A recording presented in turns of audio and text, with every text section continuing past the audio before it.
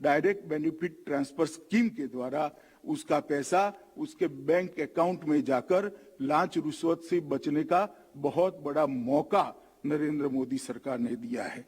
और इसके साथ एक दिव्यांग नाम देकर एक अलग कंसेप्ट, सम्मान का भाव पूरे देश के अंदर जनरेट करने का काम भी नरेंद्र मोदी सरकार ने किया है। और देश की कोई भी ऐसी सुविधा नहीं है, चाहे राज्य सरकारों की ऑफिस होगी, चाहे केंद्र सरकारों की ऑफिस होगी, या ट्रांसपोर्टेशन के कोई भी मीन्स होंगे, कोई भी ऐसी सुविधाएं नहीं है जहां दिव्यांग की चिंता नहीं की गई है।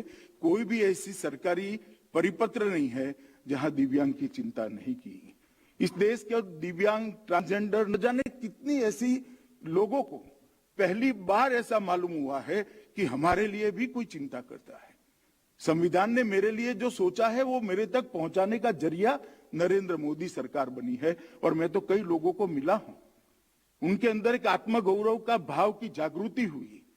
तो मैं शुद्ध पीने का पानी पहुंचाने के लिए भी जरूर कहना चाहूंगा कि इस देश में सबसे बड़ी समस्या थी कि फ्लोराइड युक्त पानी पीकर बच्चे अकाल वृद्ध हो जाते थे। 30 साल होते होते बाल झड़ने लगते थे या बाल सफेद हो जाते थे, हड्डियां टेढ़ी हो जाती थी।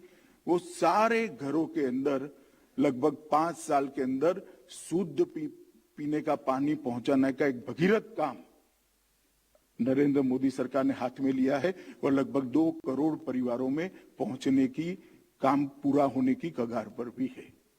मित्रों, मैं मानता हूं कि एक ऐसा दृष्टिकोण है जिसने ह्यूमन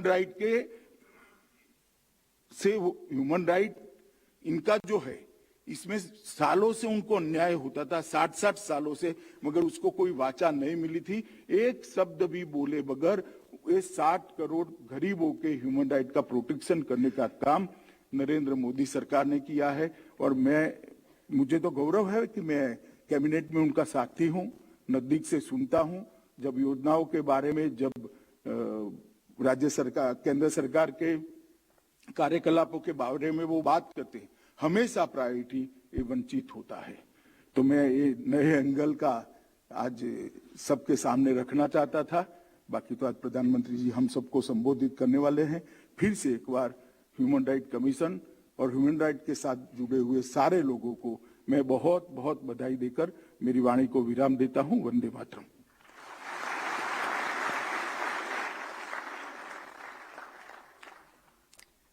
माननीय प्रधानमंत्री जी का विजन है कि गरीबों, किसानों और मध्यम वर्ग को सशक्त बनाया जाए और देश का विकास तेजी से हो।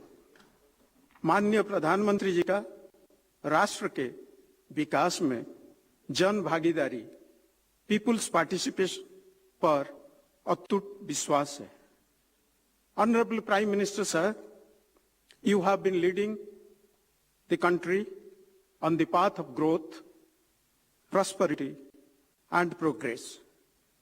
Our reforms have a human face and people-centric. When India speaks at the United Nations, it speaks for those who have been left behind. We, the people of India, salute the spirit of Sabka Saath, Sabka Vikas, Sabka Vishwas, and Sabka Prayas. In your words, Prime Minister Sir, I will quote, Sabka Prayas is important for the achievement of all our goals for a new India with cutting-edge innovation and technology, unquote. Now, I invite Honorable Prime Minister Sir to share his thoughts with the august gathering present here in Vigyan Bhavan and all the dignitaries who have been connected virtually. Over to Honorable Prime Minister Sir. नमस्कार।